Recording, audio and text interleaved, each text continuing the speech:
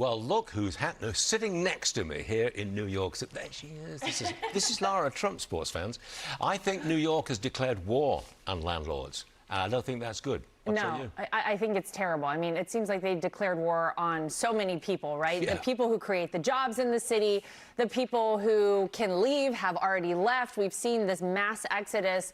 And now this is telling people, you know, if you want to be part of the building infrastructure here in New York City, you probably shouldn't do it because it's bad for everybody. This is what socialism does, though, Stuart. Sure. This is the problem with it. You know, the personal property, the personal accountability, all of it goes out the door, and it really lends itself to the destruction of a society. And I'm afraid we're going to see more of this here in New York. They're going to destroy the housing stock of New York. Yes. Destroy it is the wrong word, but they're going to degrade it. Right. That's what's going to happen. Right, and that's terrible for everybody, because then the people who actually have to remain in New York and don't have the opportunity to leave are going to have a worse situation overall. Next one for you, Lara. According to Politico, 7 of the 10 best fundraising candidates across the most competitive districts, they were young Democrats challenging establishment Democrats. They made 7 out of 10 of them raised the most money. Now, is that bad news for establishment Democrats? I think it is. But is it also bad news for the GOP? Because they face an onslaught of good money.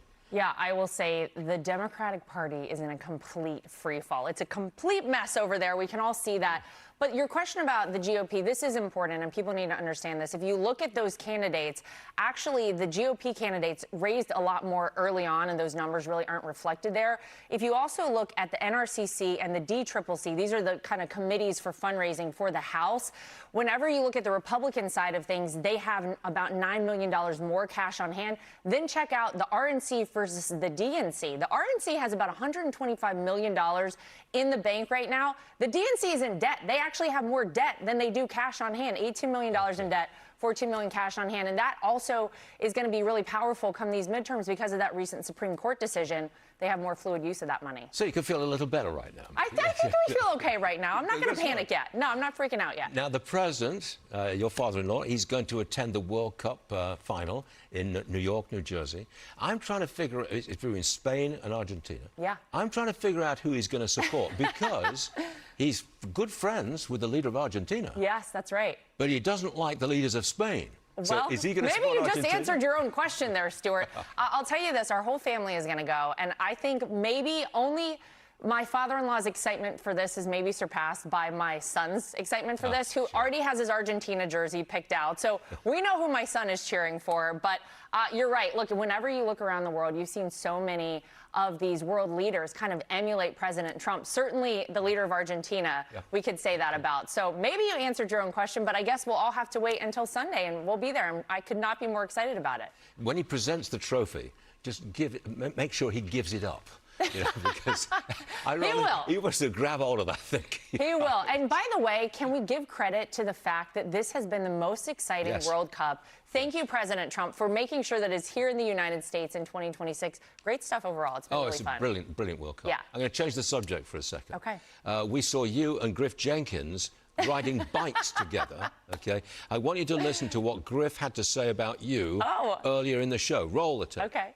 It was a brutal ride in every way, only because Lara Trump truly is Fox's world-class athlete. She is cross-training. She is biking. She just last weekend ran a 10K down in her hometown of Wilmington, North Carolina, and she won first place in her age group.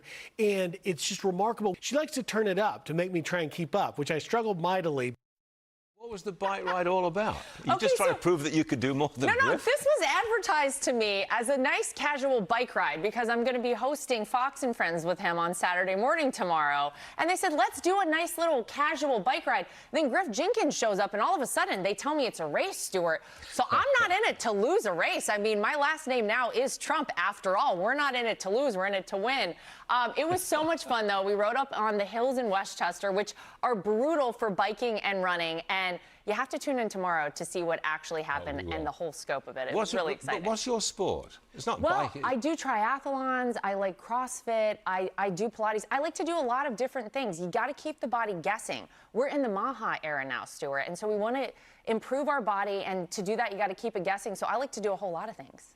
Do you work out? I think that's a personal question I shouldn't ask. But do you work out? Do I work out? Yeah, absolutely I work out. Because I don't. Okay, well, we got to change that. Our next show, we'll be working out together then. No, we will not. A bike ride with Lara Trump and Stuart Varney. I can't go on a bike ride. I'd fall off and break my hip at my age. Then we'll go for a run. I have no a run? You think my knees would take a run? We'll get something for you. Maybe Pilates. I don't know. I'm going to keep throwing them out. Pilates? Let me know when I nail something for you. We'll Sitting do it. watching football on television. That's what I really like to do. Great stuff, Laura. Thank you you so much for being with us. Of course. Enjoy the game and have a good time. Thank you. We will.